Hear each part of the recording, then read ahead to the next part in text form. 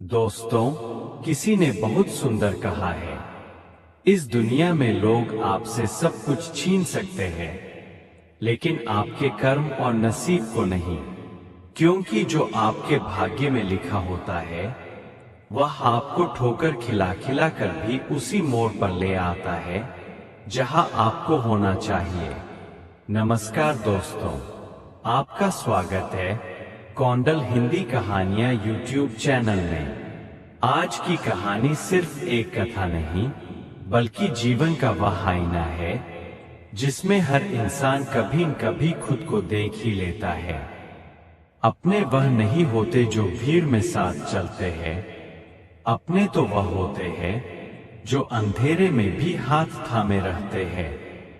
पुराने समय की बात है, एक नगर था, धर्मपुर। उसी नगर में रहते थे एक महान विद्वान, पंडित देवदत्त शास्त्री।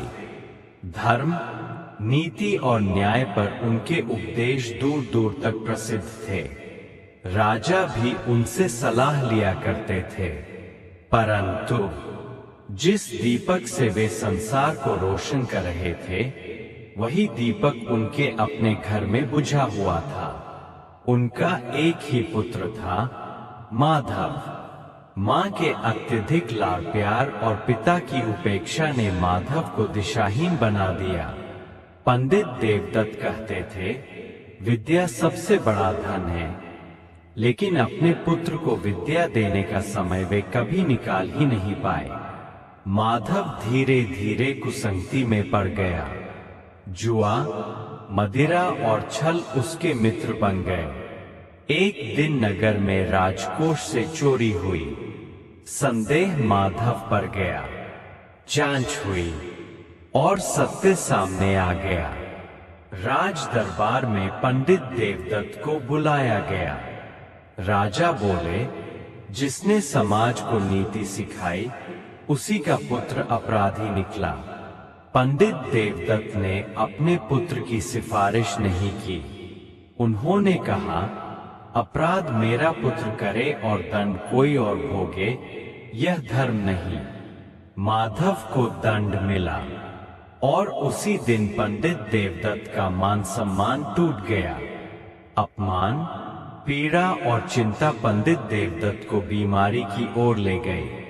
मृत्यु से पहले उन्होंने एक ग्रंथ लिखा, जीवन और कर्म का सार। मरते समय उन्होंने माधव से कहा, बेटा, मैं तुझे धन नहीं दे सका, पर यह ग्रंथ तेरा जीवन बदल सकता है।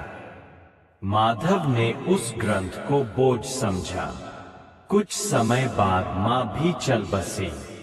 माधव अकेला रह गया, बिना धन, बिना सम्मान और बिना सहारे। भूख ने उसे चोरी पर मजबूर किया।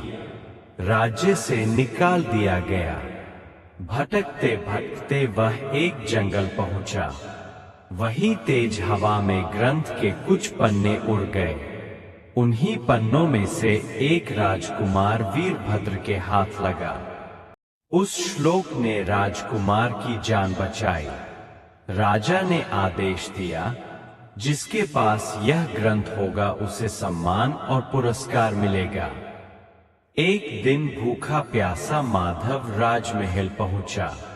रसोई से रोटी चुराई, पकड़ा गया, थैला उल्टा किया गया और वही ग्रंथ गिर पड़ा। राजकुमार ने ग्रंथ पहचान लिया। पूछा गया, यह किसका है? माधव बोला, मेरे पिता का। राजा स्तब्ध रह गए।